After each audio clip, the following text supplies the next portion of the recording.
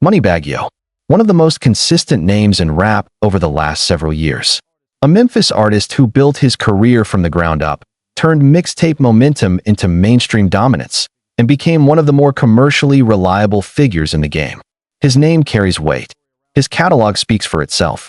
And for a long time, the story around him was simple. Work hard, stay focused, win. But then a headline dropped that put his name in a completely different kind of conversation. Not about music. Not about a tour or a collaboration. This was about money. Big money. The kind of number that makes people stop scrolling and read the full article. $100 million. That is the figure attached to a lawsuit that suddenly had people asking questions about Moneybagg Yo's past business dealings, his come-up era, and the relationships that formed his foundation long before the mainstream ever knew his name. Do you want to know how Moneybagg Yo has been moving while a $100 million legal case with his name on it has been sitting in a Tennessee courtroom? Do you want to know what the text messages and the evidence actually say in his own words? Stay with us, because before we get to any of that, you need to understand the full picture. If you think this is just about a lawsuit number, you are missing everything. Before we talk about the lawsuit, we have to talk about the artist, because you cannot understand the dispute without understanding the journey. And Moneybagg Yo's journey is one of the more grounded come-up stories in recent rap history. His name is De'Ario Dwayne White Jr., born in Memphis, Tennessee. Raised in a city with a distinct musical culture and a street landscape that has produced some of the most authentic voices in hip-hop over the decades. Memphis does not manufacture artists. Memphis forges them. And Moneybagg Yo came out of that environment with a style and a work ethic that was impossible to ignore. He started releasing music seriously in the early to mid-2010s. Mixtapes, street projects, independent grind. The kind of output that builds a regional fan base before the blogs start paying attention. He was not an overnight story. He was a slow build. Album after album, tape after tape, he kept stacking his catalog while other artists from similar situations faded or stalled. Moneybagg Yo stayed consistent, and that consistency eventually started getting noticed outside of Memphis. Now, here is the thing about that early period that most people scrolling past the headline completely missed. The early career phase is critical to this story, because that is the phase where the business relationships now in dispute were allegedly formed. When an artist is coming up, before the major label deals and the mainstream visibility, the team around them often looks very different from the team that shows up on the other side of success. Early managers, early investors, early believers who put in resources, time, and connections when no one else was paying attention. Some of those relationships have clean exits when things get bigger, and some of them do not. When they do not, you get exactly the kind of situation we are about to break down. Let us talk about Sherry Jackson Floyd. She is the central figure on the plaintiff's side of this lawsuit. And the origin story of how she even connected with Moneybagg Yo is one of the details that most people covering this story glossed right over. Because Jackson Floyd was not someone from the music industry. She was not a talent scout or an entertainment executive. According to the lawsuit, she first met Moneybagg Yo while she was working at Bank of America. She was a banking professional, and her financial knowledge and business background were apparently what sparked the initial connection between them. Think about that for a second. The woman now suing for $100 million was not discovered in some management office or at a label showcase. She was sitting at a bank desk doing her job when this relationship started. That friendship eventually grew into something that went far beyond anything a typical banking relationship looks like. And that detail matters because it tells you something important about the nature of what was allegedly built between these two people. This was not a cold business arrangement between industry insiders. This was a personal relationship that crossed over into business, which is exactly the kind of situation where the absence of formal documentation creates the most damage down the line. According to the lawsuit, Jackson Floyd began working with Moneybagg Yo around 2015 to 2016. At that point in his career, he was still very much an emerging artist. We are talking about a performer earning somewhere between $15 and $25 per show. That is not touring money. That is not streaming money. That is early local circuit money. The kind of pay that tells you someone is putting in the reps, but is not broken through yet. And Jackson Floyd, according to the claims in the filing, stepped into that moment and made a decision to invest. Not just financially, personally. And that combination is what makes this story far more complicated than any headline can capture. But here is where it gets real. Do you want to know exactly what that investment allegedly looked like? Because the details that came out in this lawsuit are not vague. They are specific, and they are the kind of specific that makes this story hit completely different from how the headline presented it. According to the lawsuit, Jackson Floyd took on the roles of both personal and business manager for Moneybagg Yo. That means she was not just giving advice from the sidelines. She was handling day-to-day operations. She was registering trademarks. She filed the documents to legally establish Bread Gang Enterprises as a limited liability company in Tennessee. She was building the legal and business infrastructure of his brand from the ground up. The kind of work that most artists never have to think about because someone else is handling it. In this case, allegedly, that someone was Sherry Jackson Floyd. And then there is the money. Because the financial picture that comes out of this lawsuit is not abstract. The lawsuit claims that Jackson Floyd invested between $1.5 million and $2 million into the Moneybagg Yo brand.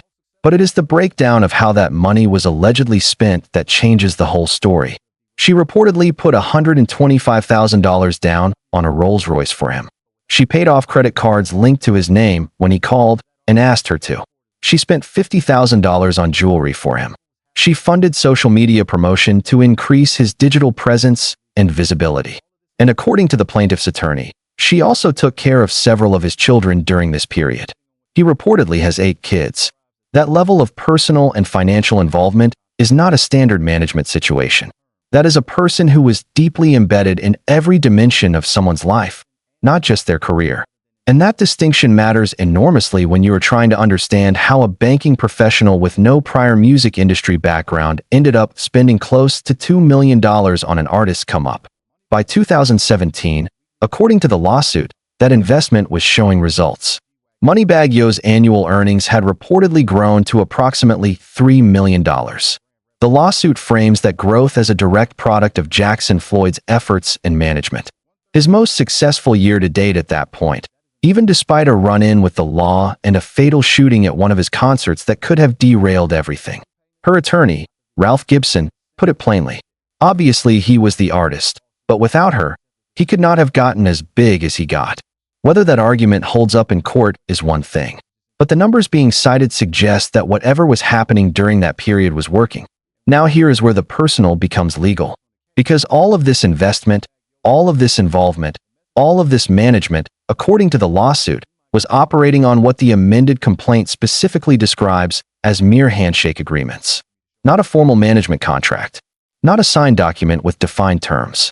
Handshake agreements, verbal understandings, promises made in conversation and in text messages rather than in binding legal paperwork.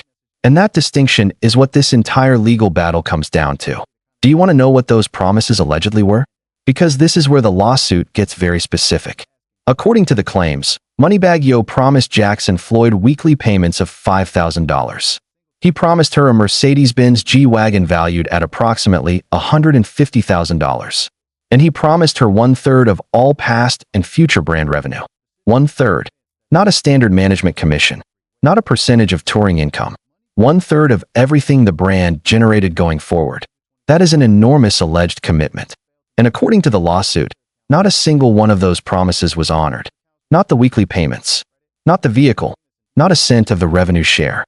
But here is the thing that makes this lawsuit impossible to simply dismiss as one person's word against another's. The attorneys for Jackson Floyd entered text messages into evidence.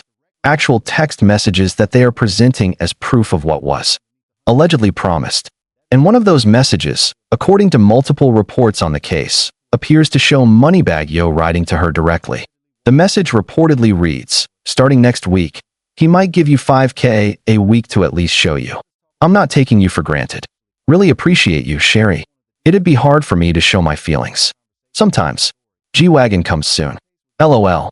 That message, in his own words, is now part of a court record. That is not speculation. That is not a he said, she said situation with nothing to point to.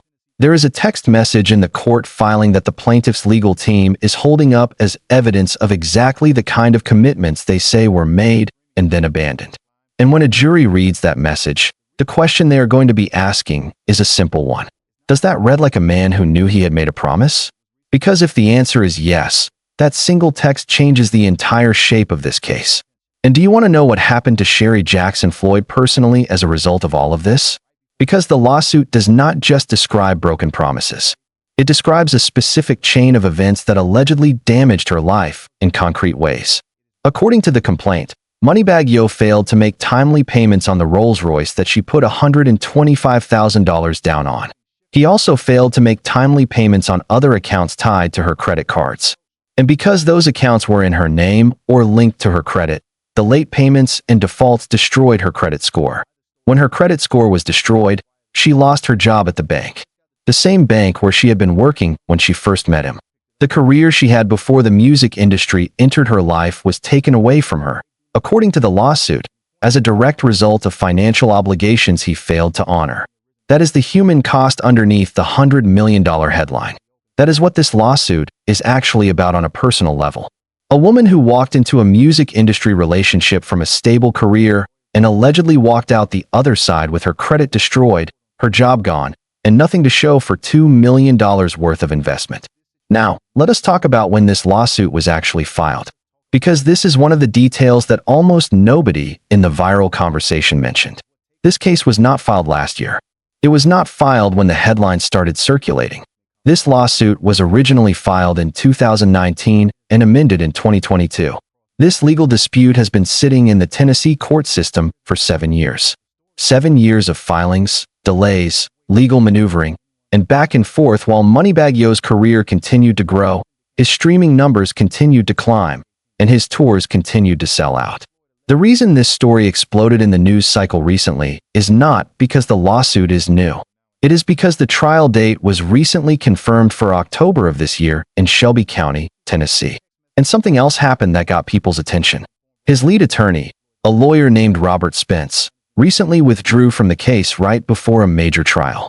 That kind of legal move this close to a court date raises questions that no one on the outside can fully answer. But it is a development that tells you this case is active, it is real, and things are moving. When a lead attorney exits a high-stakes case weeks before a scheduled trial, that is not a minor procedural footnote. That is a signal that something shifted inside the defense strategy. The plaintiff's attorney, Ralph Gibson, actually addressed why the story suddenly went viral after sitting quietly for years. He said they just got the trial date confirmed, and that is probably why local news picked it up, or it could be because Moneybagg Yo's legal counsel withdrew. He noted that they do not seek out the news and pointed out that he does not know why it was not picked up back in 2019 when the original filing happened. That is a telling detail. This case has been out in the open since 2019. It was not hidden. It was not sealed. It just did not generate attention until a combination of a confirmed trial date and a lawyer withdrawal put it back on the radar. Both parties are due back in court on July 16th, and the trial itself is scheduled for October. This situation is not in the rear view. It is directly ahead. Now let us talk about Roc Nation. Because the presence of Jay-Z's company as a named defendant is what takes this from a standard management dispute to something much larger. Roc Nation is not just any management company.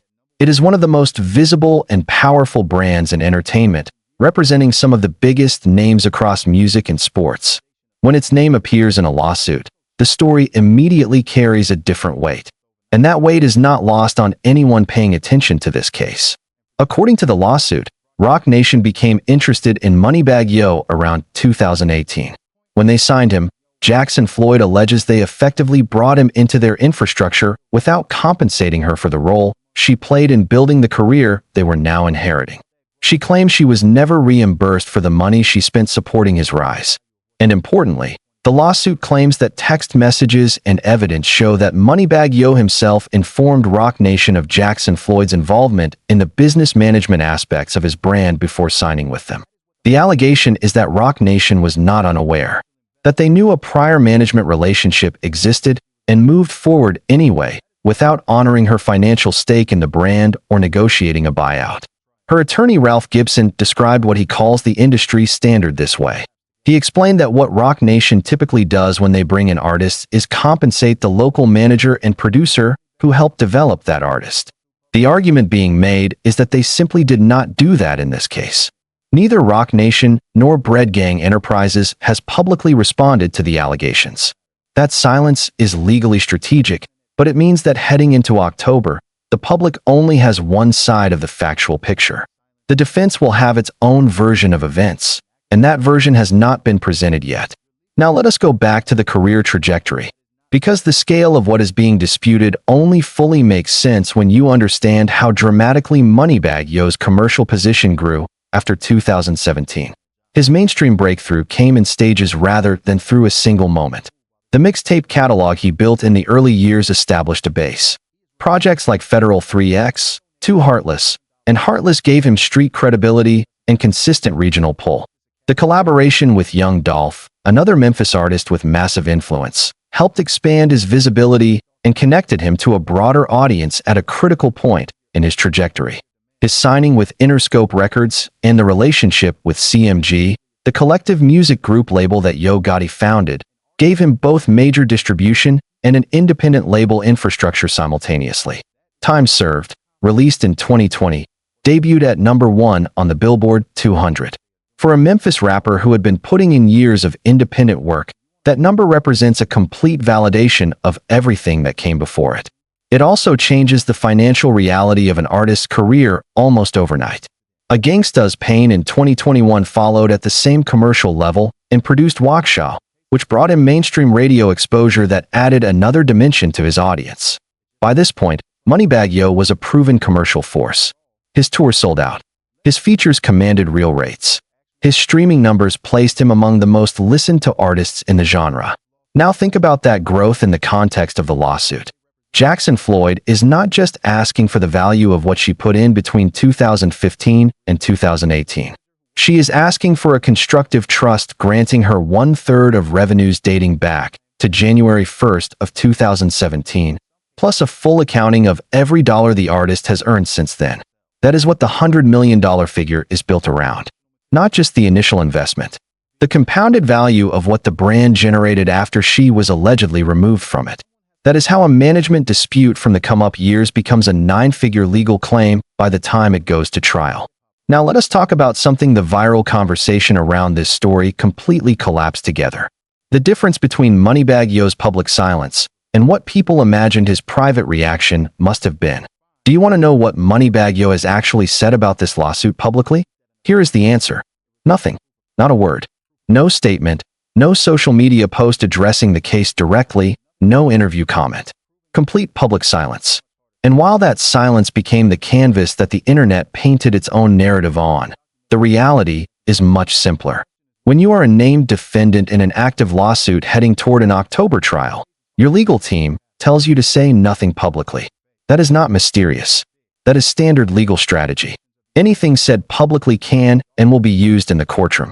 What is documented is how Moneybagg Yo has continued to move while this case has been active. He showed up at the 2025 BET Awards. He donated $20,000 to the Memphis Shelby County Schools adolescent parenting program at Invictus Academy in January of 2025. He has not retreated. He has not gone dark on social media. He has continued to operate as a public figure at the level his career demands while this legal situation works through the court system in the background. An artist facing a 9-figure lawsuit who keeps showing up, keeps releasing, keeps appearing publicly. That is either supreme confidence in his legal position or the kind of discipline that comes from having attorneys who know exactly what they are doing. And here is the question that actually matters when you look at all of that. What does it say that a $100 million lawsuit filed in 2019 somehow did not become a major public story until 2026? That is not an accident. That is what happens when something lives in court filings and legal dockets rather than press releases and social media. The case existed. The documents were public. But without a viral moment to pull it into the timeline, it just sat there. The trial date confirmation and the attorney withdrawal were that moment. Let us zoom out and talk about what this story actually reveals about the music industry at a structural level. Because the details in this lawsuit are unusual in their specificity, but the pattern they represent is not unusual at all. When an artist is in their early development phase, the people around them are often taking on real risk. A manager who works with an artist before they are generating significant income is working largely on faith. They are spending time, making calls, building connections, and in some cases putting up personal capital to cover costs the artist cannot yet cover themselves. Recording sessions, travel, promotional materials, photography, video production. The cost of building an image and a brand is real, and someone has to cover it before the money starts coming in. This is where informal arrangements become the norm. In the early stages of a hip-hop career, formal contracts with clear commission structures and explicit duration clauses often feel out of place. Relationships are built on trust. Deals are made verbally. Commitments are understood rather than written. And that works fine until it does not. The legal system requires more than a mutual belief that an agreement existed. It requires proof of terms, proof of consideration, and proof of a clear mutual understanding of obligations. When nothing was ever written down, proving those elements in court becomes a far harder task. And yet, the text messages in this case represent exactly the kind of informal but documented evidence that can bridge that gap. The question is whether a jury in Shelby County finds them sufficient. The music industry is full of cases following this exact pattern. Someone invests heavily in an early phase. The artist makes it big. The compensation expectations of the early investor do not align with what the artist's current team believes is owed. A lawsuit gets filed years later, and the court has to determine what actually existed as a binding obligation. It almost never goes cleanly for either party because the evidence is always incomplete and the memories always diverge. But what separates this case from many others in that category is the paper trail. The Rolls-Royce down payment, the credit card records, the job loss that can be traced back to specific payment failures, the text messages with specific dollar figures. These are not just allegations floating in the air. They are claims with documentation attached, and documentation changes everything in a courtroom. At the end of the day, this story is still developing. The legal process is ongoing. The outcome has not been determined. What we know is that the case is real, that it has been active since 2019, that it goes to trial this fall, and that it involves claims specific enough to have text messages, financial records, and documented damages as exhibits. The $100 million figure that made the headline is a claimed figure in a legal filing. It is not a judgment. It is not something that has been proven, but it represents a very specific calculation about what one person believes she is owed for the role she allegedly played in building a career that went on to generate those kinds of numbers. And depending on what a Shelby County jury decides this October, that number could end up meaning a lot more than a headline. The silence from Moneybagg Yo, Roc Nation, and Bread Gang Enterprises is not a reaction. It is a legal posture. The reaction, the real one, will happen in a Shelby County courtroom this fall. And that is the moment that will actually tell us something definitive about how this story ends. Before we close out, there is one more thing worth sitting with. Because beyond the legal arguments and the court dates and the $100 million number, this story raises a question the music industry has never cleanly answered and probably never will. What do you actually owe the people who believed in you before anyone else did? Not legally, not contractually. As a matter of character and integrity, the law can determine what an enforceable agreement requires.